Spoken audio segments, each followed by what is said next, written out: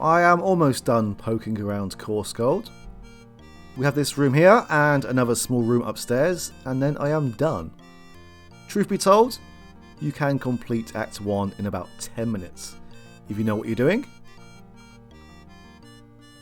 Why, it's your old roll-top desk. What happened to that roll you recently left on top of it? You must have eaten it.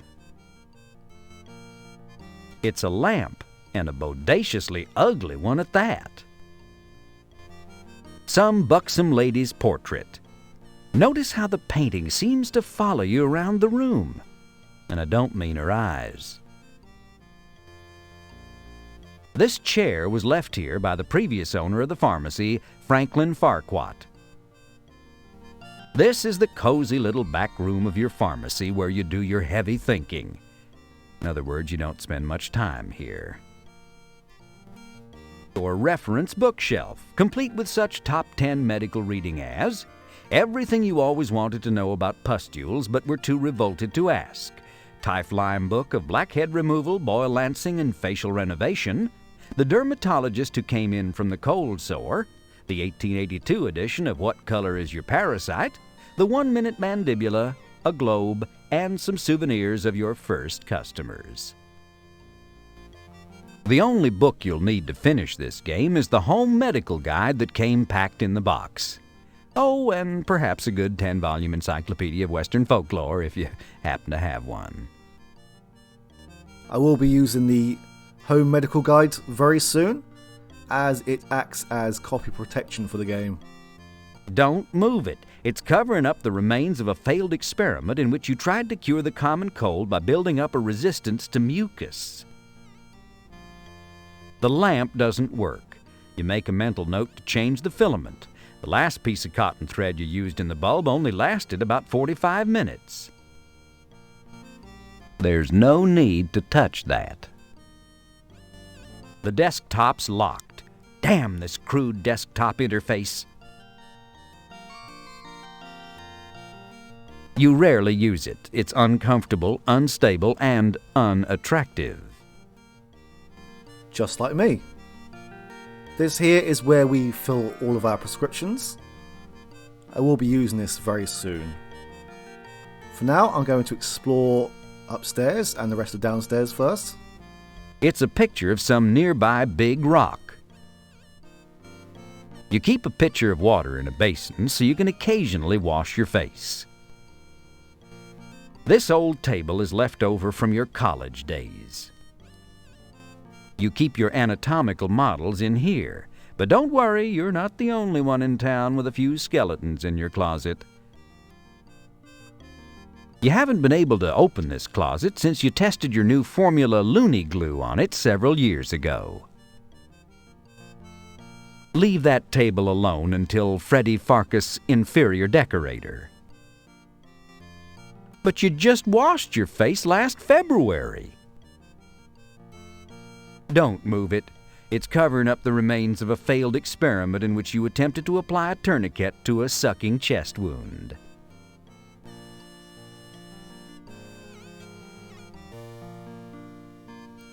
Wow, that is one big moose.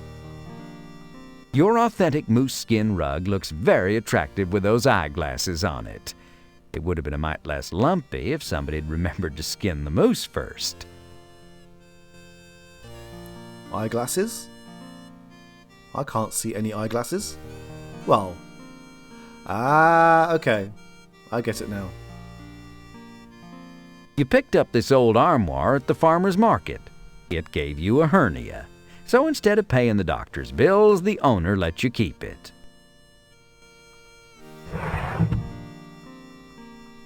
The armoire door is wide open, displaying your outfits for all the world to see and admire.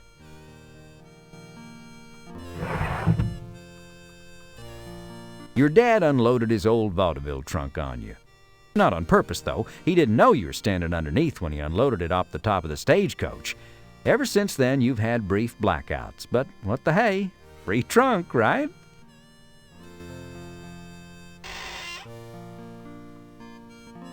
Your old hat and gun-slinging outfit. And, it smells of camphor.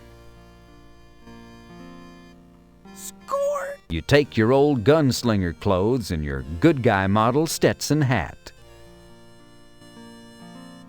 There's nothing under there but more moose. A small picture of your mother, rest her soul. If only she could have lived to see you now, an ex-gunslinging pharmacist in Coarse Gold, California. She'd have had a heart attack and died. It's your seamy, pasture-pedic, 100% rawhide-filled mattress. You bumped into it at a sidewalk sale and fractured your shin. They let you take it home, which was cheaper than paying to have your leg fixed. That was nice of them. While browsing at a second-hand store, you were struck by this particularly sturdy reading lamp. The result was a mild concussion. The guy who'd accidentally dropped it out of the second-story window was very apologetic and, rather than pay for the skull surgery, offered to let you take the lamp home with you.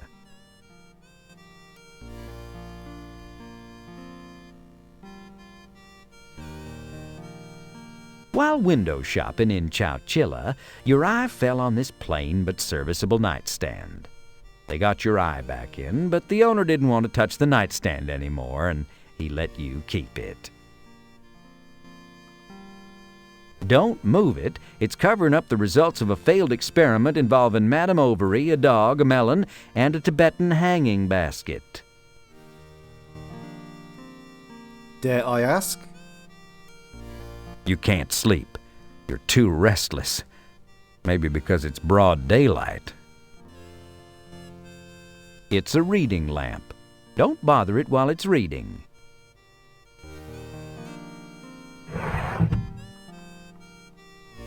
It's a key. Hot dog, now we're getting somewhere. Score! You take the key. Hot dog, now we're getting somewhere. The narrator just said that. Lovely old glass-fronted bookcase containing some of your favorite leisure time reading material. Thoracic Park by Michael Crowton. A Brief History of Slime by Loogie J. Hawking. Diabetics by O. Mom Hubbard. Nasal Passages by Gail Shewiz. And How to Satisfy a Sheep Every Time and Make It for More, which you keep out of sight behind the other volumes. Damn it, Freddy. You ran across this desk chair outside the general store. In so doing, you tripped and knocked out 2 teeth. You threatened to sue the owner, but he placated you by giving you this fine chair to keep. You stumbled onto this big old dresser at a moving sale and broke your toe. So rather than pay to have your toe fixed, the owner let you keep the dresser. In fact, you get all your furniture by accident. This is no time to sit and read books. You're in the middle of a stirring saga of the Old West. It's been so long since you moved this chair, it seems to have become one with the floor. How zen.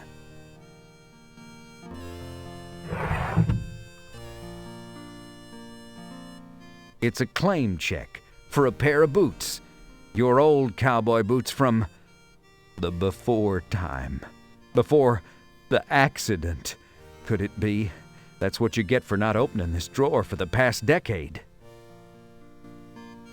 Something tells me that we will need this soon. Score! You pick up the claim check, your hand trembling with the memory of the last time you wore the boots that you traded for it. That monster, Kenny the Kid, looking down at you and laughing as your ear bled in the hot sun. You put those boots away, never to wear them again. And when you moved to Coarse Gold, you sent them to be cleaned and polished. That was years ago. They've probably been lost or thrown away by now. You can only take the stairs up or down. You can't take them anywhere else. Alright. We could use the stairs to go up, but we can't seem to use the stairs to go down.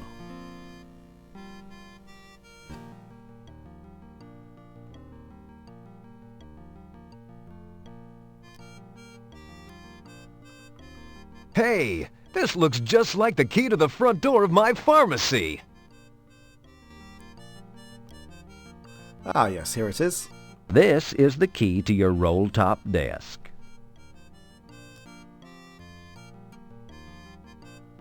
You unlock the desktop.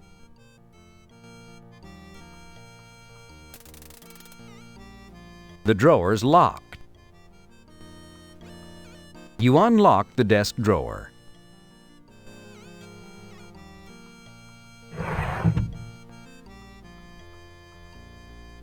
It's an old letter, cobwebbed, yellowed, and faded. Score! You take the letter out of the drawer. I'm a little surprised that Freddy does not read it automatically. You received this letter a few years back from your recently dearly departed friend, Phil Graves. Dear Freddy, thank you so very kindly for your gracious hospitality during my recent convalescence. The floor of your workroom proved a comfortable bed, and the stale pharmacy goods you fed me staved off starvation quite adequately. I must admit to being a little curious of your request that I retain your safety deposit key for you. I cannot imagine what you have secured in that bank vault that could create such strong feelings of both revulsion and endearment. However, I have done as you asked and taken your key with me. I vow to you I will never return this key to you, nor even allow it within your sight. I further swear to keep it with me wherever I go. On this you have my word of honor, for I am ever your friend, Philip D. Graves. Cool. I guess that at some point we will go grave robbing.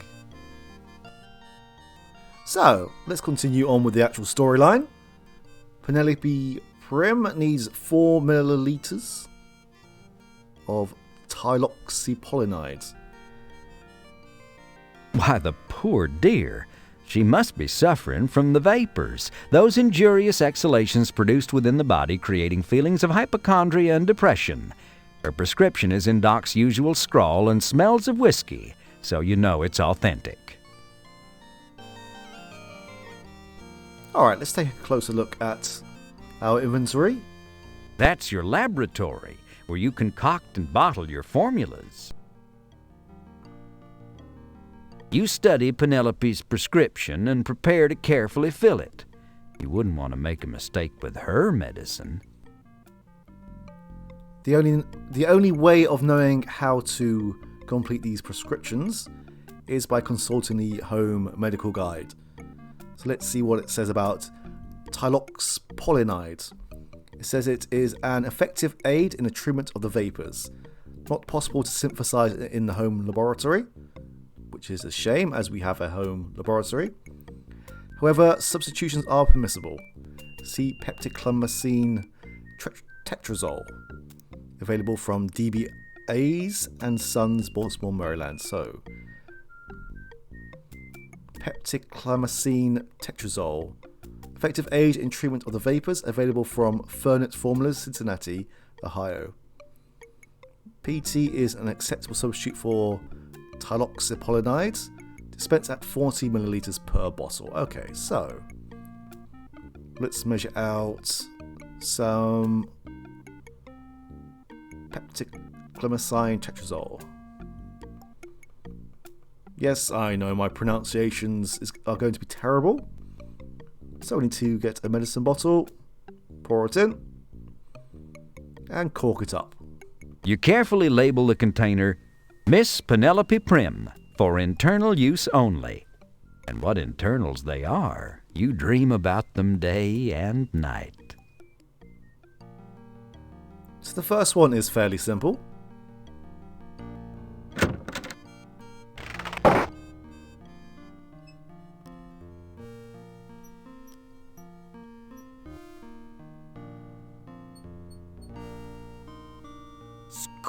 Thank you, Frederick. This looks perfect. You are a scholar and a gentleman. Aw, shucks. I'm just a poor pharmacist trying to please my favorite customer. Will I see you again soon? I think that can be arranged, Frederick. See you soon. I'll be waiting. So long now, Penelope.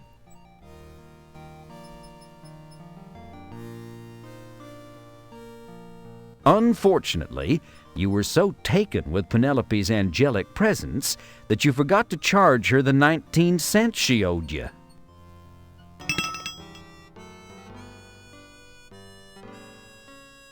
Good day, Freddy.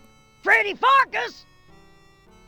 Well, good day to you, Ms. Back. What can I do for you today? Well, Freddy Pharkas, Doc Gillespie, that no-good gin-soaked sod no lush, wrote me this damn prescription that'll probably cost me an arm and a leg. Here, take it. The rot gut from that old wino doctor is making my new ensemble stink to high heaven, I want to tell you.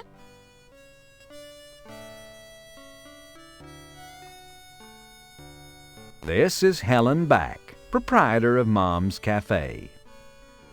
To get good food in Coarse Gold, you have to go to Helen Back. Hands off, Buster. What do I look like? One of the madam's girls? I am a respectable woman. I run Mom's Cafe. I got children your age, though of course you wouldn't know it to look at me. I'm someone's mother, for corn's sake. So show me some respect and keep your hands to yourself. Now, fill my prescription or I'll break your fingers. So, how's the restaurant business? Shoot, don't ask. Okay, sorry. I swear my delicate constitution ain't up to the heat and the flies this year. Hop Sing's spending more time swatting flies than he is in the kitchen. He hardly has time to wash his hands. Course, we ain't getting nothing delivered on time anymore 'cause of the train. We gotta get our produce by Pony Express, and it ain't too pretty once it gets here. Pony Express, when it positively, absolutely has to be there by the Industrial Revolution. But I don't want to complain. Just get my prescription filled, will you? There's a lad. Right, let's take a look.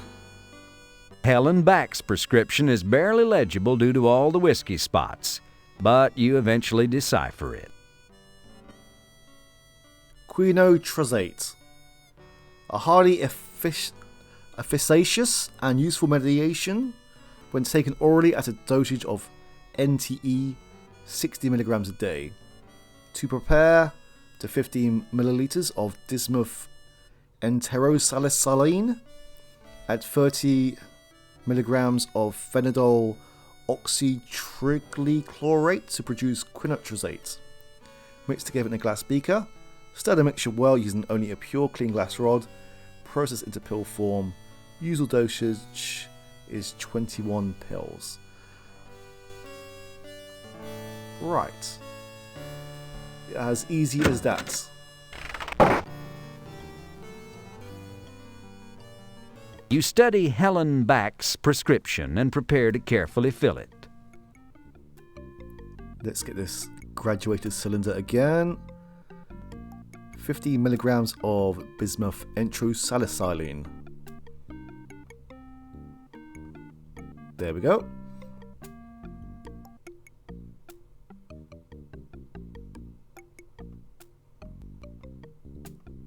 Right, and then phenol oxytriglychlorate.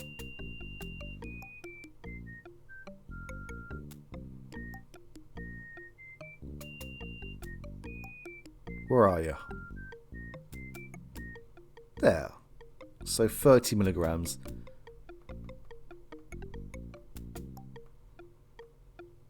This is where you concoct all your potions, pills, and powders. It's here that you truly earn the right to call yourself Freddy Pharkas, Frontier Pharmacist. Thanks for that, but I was just trying to replace this.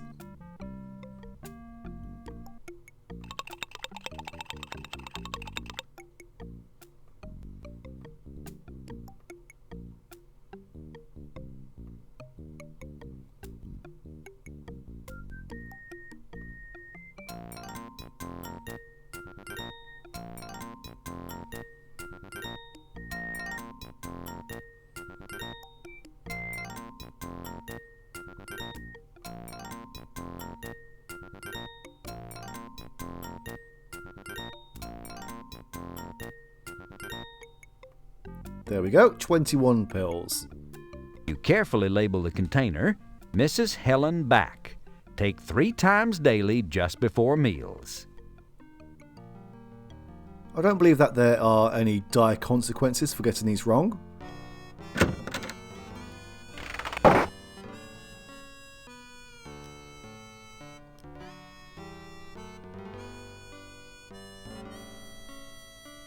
Score! That's better, Freddy Pharkas. That'll be 22 cents, Miss Back.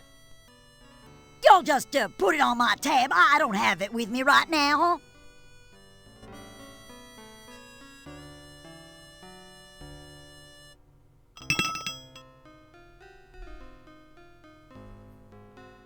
Freddy, cherie, just slide that handsome pharmacist butt on over here. I got something I need from you. Morning, Sadie. What have you got? Well, I got a prescription here I need filled. Something that'll increase my womanly powers, if you know what I mean.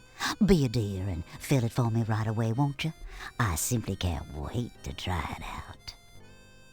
Your wish is my command, madam.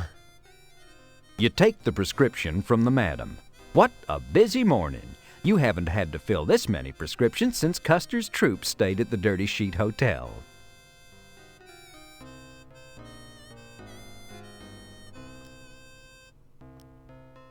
This prescription is impossible to read. That's what happens when Doc writes a prescription through bleary, whiskey-soaked eyeballs. This one is a little more trickier. We just need to use the whiskey glass on the actual prescription. Score! What does that say? Madam Ovary. Is that tostarate? 25 milligrams a day. As directed. Doc Gillespie. Okay. Ah, now you can see this prescription the way Doc wrote it. 5 milliliters of testosterate administered orally twice daily will add masculinity to the lightest male. Hang on, there seems to be an issue with this prescription. Surely this is a mistake. Let's go and find the good old doc and see what the problem is.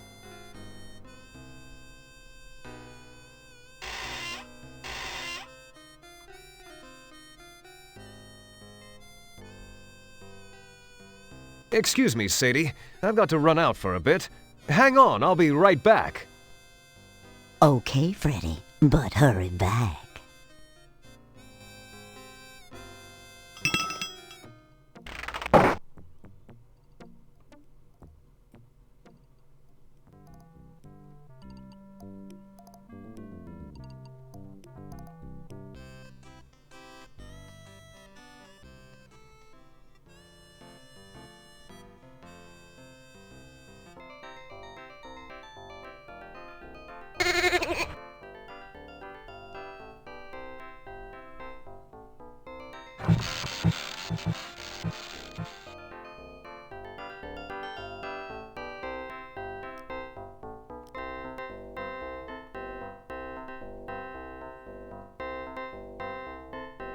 You thrust the prescription and the whiskey glass under Doc's nose.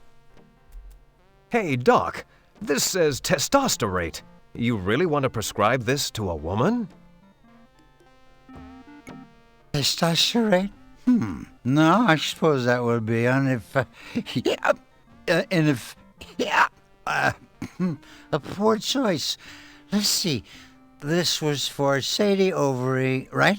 I must have meant something else. Let me fix it. Ooh. Hey, there you go. Take this back to your pharmacy and have fun. Thanks, Doc. Don't come crying to me, George Bailey.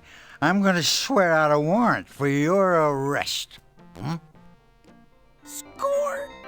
Good luck with that.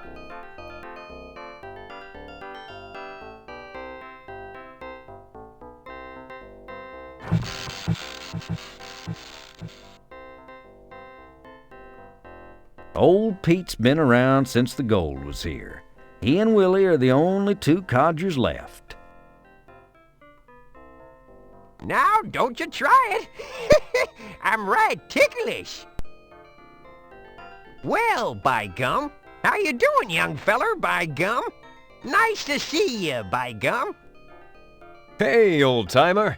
Ain't seen you around in a dog's age. What are you up to these days?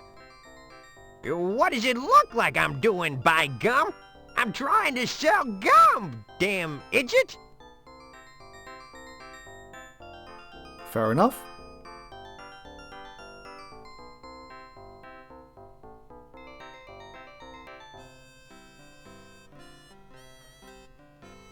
Alright, we are almost done. Madam Ovary is the last customer. How? Yeah. Time for you shift over. Oh, please. You've been reading too many dime novels. Stop talking like that. Just trying to please the tourist, Herb. Sure, tourist. Whatever. See you later. I'm going to go soak my corns. My people call it maize. Jeez. I thought corn and maize were two separate things. It's Pete, one of your part-time employees. Pete used to work for a lawn jockey company, but he was fired after puberty when he grew too tall for the business. He's insecure, but he's a good worker. What's the matter? Did I do something wrong? No, Pete. I was just picking a hair off your outfit. Oh yes, my buffalo is shedding again. Happens every spring. You should see my teepee. See your what? How goes it, Pete? Just fine, Mr. Pharkas. Just fine. Sure is a nice day today. Yes, Pete. It's beautiful out. I was wondering if it might be possible for me to knock off a little early today. Something in particular going on? Well, it's just such a nice day. I thought I'd spend a little quality time with the buffalo. Maybe take 'em to Yosemite, let 'em run around and do some grazing. You know, the usual. I suppose that'd be okay. Sure, you can leave early. Just watch out for poachers now. That's a funny one, Mr. Pharkas. I'll be sure to do that. Poachers. Like anyone would want to do that to buffalo. Very funny.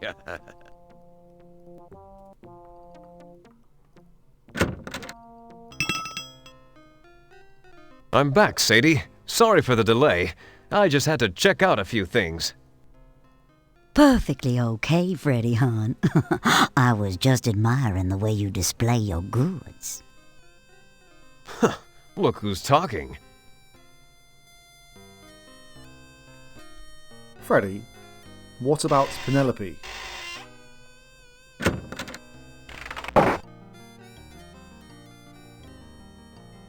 You study Doc's corrections to Madame Overy's prescription and prepare to carefully fill it. What is her prescription? You study Madame Overy's prescription, fully amended and corrected by Doc Gillespie. Testosterone. 1 paper each morning after. Okay. Testosterone can be used to prevent conception after marital relations. Normally available only by prescription.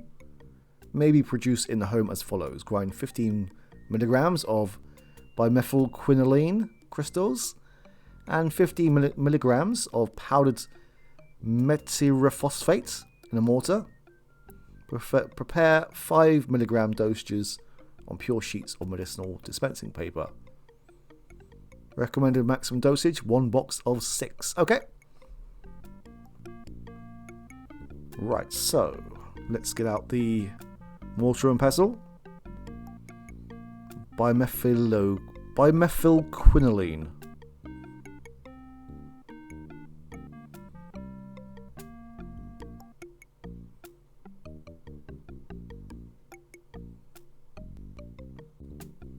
It's advisable to measure your ingredients instead of just dumping them together. Good point.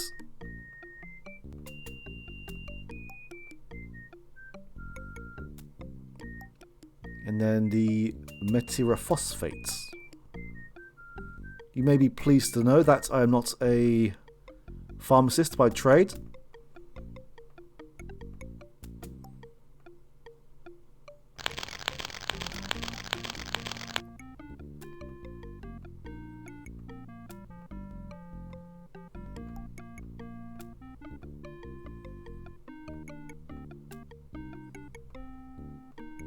This is where you concoct all your potions, pills, and powders. It's here that you truly earn the right to call yourself Freddy Pharkas, Frontier Pharmacist. This is where I misclick slightly and delay the video even further.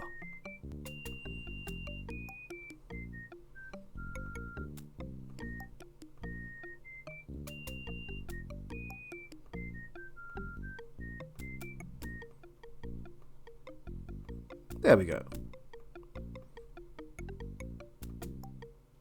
Oops.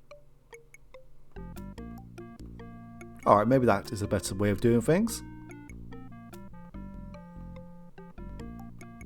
You carefully label the container Madam Ovary.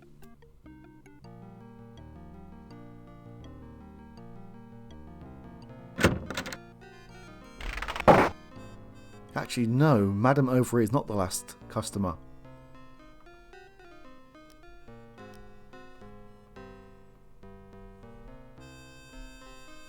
Score! Why, merci, Freddy dear. That's gonna be 22 cents, Sadie, but for you, I'll make it 19. What do you say we just sorta take it out in trade? I'm a mite short this week. Well, Why, thank you, Freddy. Ooh, you sweet potato pie. I'll catch you tonight, maybe, huh? Au revoir.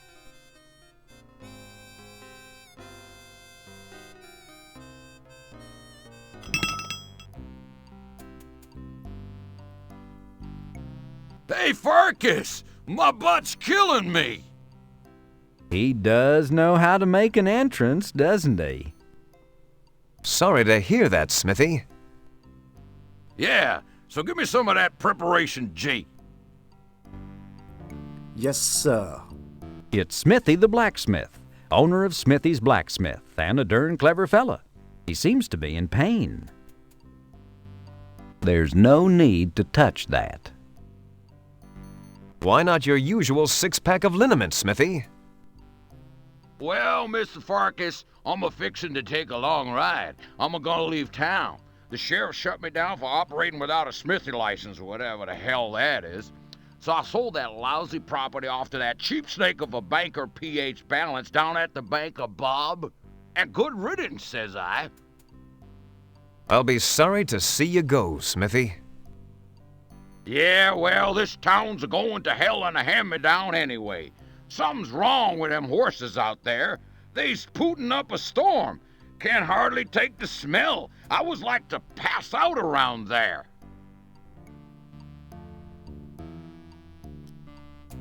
We do have some preparation G on hands. Score! That'll be 15 cents, Smithy, but I don't suppose you can pay me. Are you saying I can't pay my bills fair and square, Farkas? Well, here, I'm gonna settle up tabs with you anyway, since I'm leaving town. Here's what I owe you. Smithy pays you his tab. A whole $4.87. Holy moly, a windfall. You're rich. Well, kinda sorta. And if you takes my advice, you'll get out of this town, Farkas. Sheriff's closing people up right and left. Something stinks. And I mean them horses, 'cause they're farting up a storm, I'm a-telling you. I was like to pass out. Somebody must have put something in their feed. I don't know what, but I tell you, don't go striking no matches out there. Good luck to you, Farkas. You was always one of the good uns. Good luck to you, Smithy. Your strong back and gruff but good-hearted demeanor will be sorely missed. But you was a strangin'.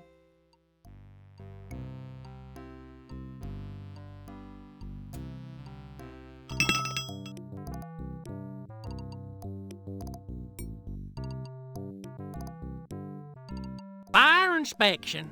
I'm here to check out your fire safety per the new town regulations. Oh, look here. It's a good thing I came, Pharkas. I'm gonna have to shut this place up tighter than a pissant scrotum. But, Sheriff, how could you? What's the charge? I haven't done anything wrong. Fire hazard, my boy. Fire hazard. Why, this building's a terrible fire hazard. Looks to me like this whole damn building's made out of wood. But, Sheriff, every building in this town is constructed of wood. I don't know nothing about that, son. Tough luck, Pharkas. From now on, just keep the front door locked. But what am I supposed to do, Sheriff? This is my livelihood. If I was you, I'd talk to the bank. Good day.